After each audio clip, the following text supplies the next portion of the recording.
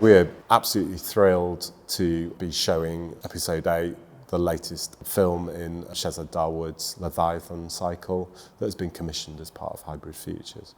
There's a lot in Hybrid Futures. You know, there's many parts to it, and there's quite a bit that we're very excited about. As an organisation, we've made progress in terms of looking at our buildings and our energy consumption and ways in which we can reduce those buildings' operational things to reduce our carbon footprint. But the area that hasn't been addressed yet is the way we put shows on, the materials that we use. And that's what's really great about Hybrid Futures, is that we are focusing on that stuff and learning as we go through it. And we're working with an environmental consultant called Danny Chivers, who's brilliant and has already brought a lot to the team in terms of Shezad's show.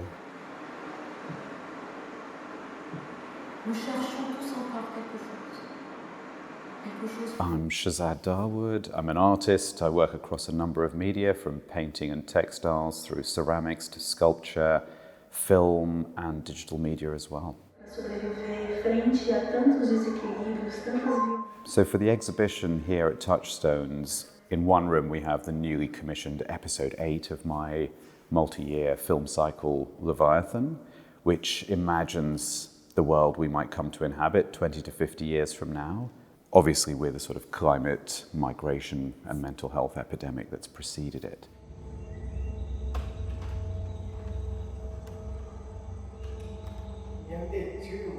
Episodes 1 to 5 were pretty apocalyptic and dystopian, and now 6 through 10 I always imagined as a more gentle, hopeful sequence that you might call methods for surviving the future.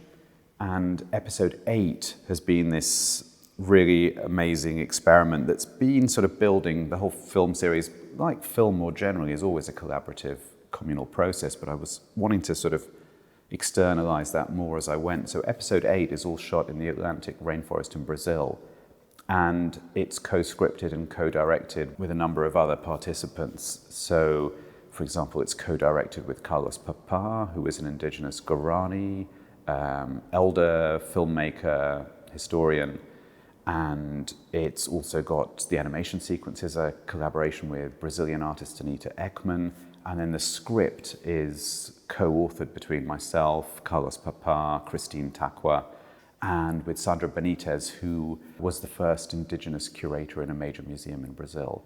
And it's really, really thinking about, you know, we hear a lot more talk about indigenous knowledge, alternate cosmologies, but this was trying to sort of locate it and to think it through as a sort of practical as well as philosophical collective imagining of ways that we could drive things differently from a social, cultural and natural perspective.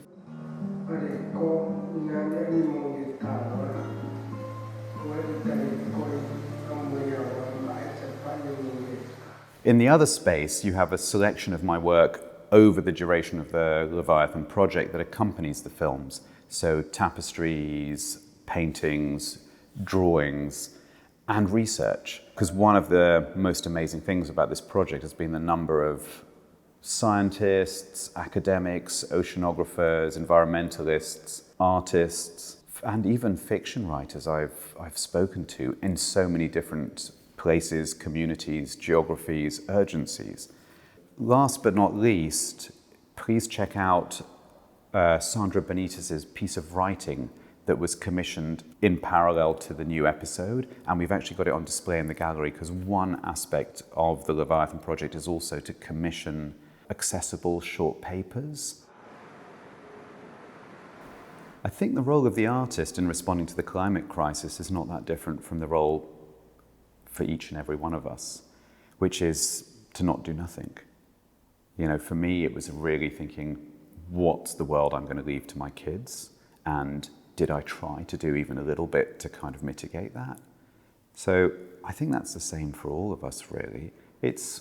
And I get that it can seem overwhelming, but it's what's the little thing you can do to change the narrative, change the conversation. In some ways, it's both amazing how slow we are to act and how fast when we want to be. So I think, you know, the situation we're in is it's not just despair, it's hope mixed with despair, and which one's going to be more productive. It's really, really something very precious and fragile to build up a partnership like Hybrid Futures, and it really needs a lot of good people to come on board. And I think the partners in this project have been really willing, all of us, I guess, to step outside of our comfort zones and experiment with new ways of working. So I really hope, the knowledge gained from Hybrid Futures can be passed on. I hope Hybrid Futures can be repeated by the same partners with another lead artist other than myself, to give it a different angle and maybe a different imaginary. But I also hope it can be a template for other regions, for other countries, arts councils to kind of improve on.